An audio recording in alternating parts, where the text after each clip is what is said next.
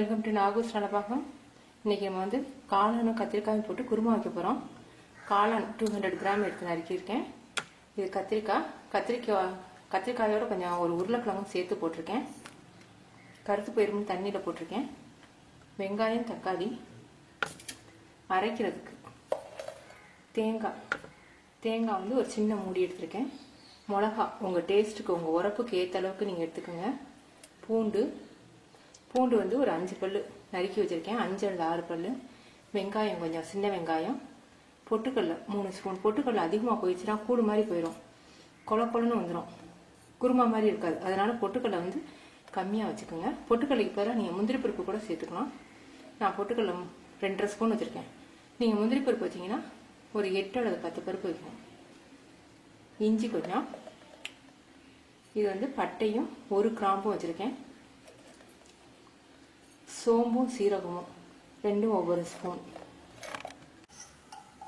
1 spoon oil ஊற்றிருக்கேன். ரொம்ப oil தேவையில்லை. பச்சை வாடை வராமல் இருக்கிறதுக்காக நம்ம வதக்குறோம்.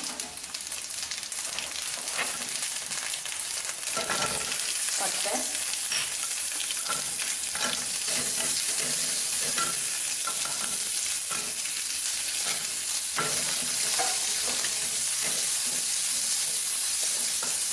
குருமா வதக்காமல் அரைச்சிங்கன்னா தண்ணி மாதிரி இருக்கும். தேங்காய் தனியாக திறந்து நிற்கும், தனியாக நிற்கும். குருமா மாதிரி நல்ல கெட்டியாக கிரேவி மாதிரி இருக்காது. வதக்கி அரைச்சிங்கன்னா தான் வந்து கிரேவி மாதிரி வரும்.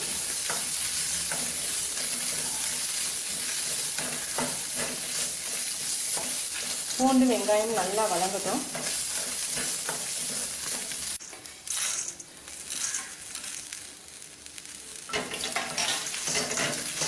பொட்டுக்கல்லையும் நல்லா ரோஸ்ட் ஆன பிறகு தேங்காயை லேசாக ஒரு கிண்டில் எடுத்துடலாம்.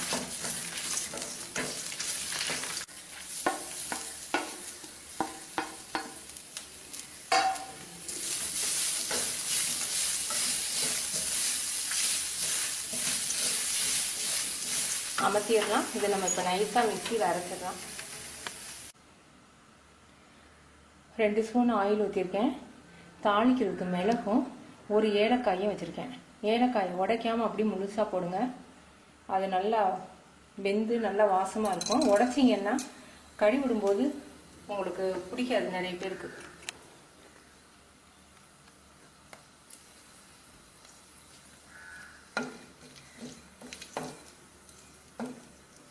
வெங்காயம், தக்காளி, கருவேப்பிலை,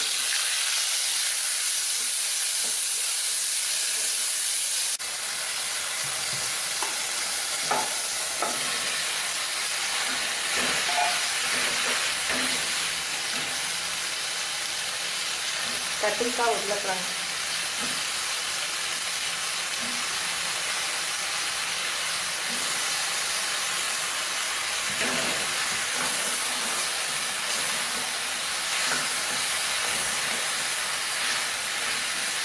இது காய் வதங்குறதுக்கு ஒரு 3 நிமிஷம் வந்து மூடி வச்சுருவோம். காளானில் இருக்க நீர் சத்தெல்லாம் கொஞ்சம் வடியும், அதனால் கொஞ்சம் நேரம் மூடி வச்சுருக்கோம். நல்லா காய் வதங்கிடுச்சு. இப்போ நம்ம தேவையான அளவுக்கு உப்பு சேர்த்துக்குவோம்.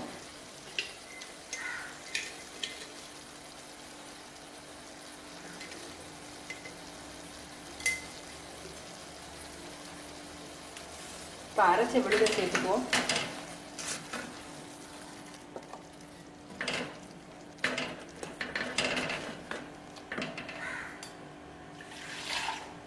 தேவையான அளவுக்கு தண்ணி சேர்த்துக்குங்க.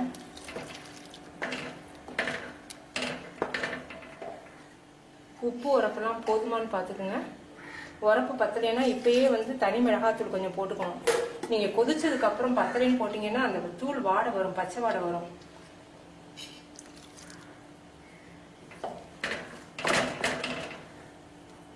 இப்போ வந்து 1 சவுண்டுக்கு வச்சா போதும். இது வந்து இட்லி, சப்பாத்தி, நான் எல்லாத்துக்கும் நல்லா இருக்கும். பிரெட்டுக்கு கூட நல்லா இருக்கும். பிரெட்டை நெய் விட்டு ரோஸ்ட் பண்ணி இந்த குருமா விட்டு சாப்பிட்டீங்கன்னா ரொம்ப டேஸ்டாக இருக்கும். 1 சவுண்டுக்கு வைப்போம்.